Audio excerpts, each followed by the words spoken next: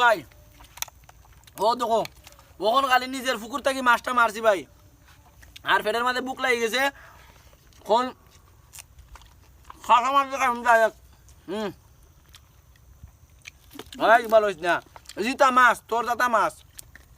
এই ভালো হইস না না বুঝছে হিতা দেখাও হইতো না খাসা মাছ ডাইরেক্ট খাইমু খাসা মাছ ওই দোকা ভাই খাসা মাছ গেউর হইল লাগাই এটা আমার লাগে কোনো ডর নাই তো সব আমি খাইতাম পারে ও দৌকা বিসমিল্লাহ এই যা বই যা মখা এই ফলে তো ভাই হলো আছে এগুলো তো এটা কারফু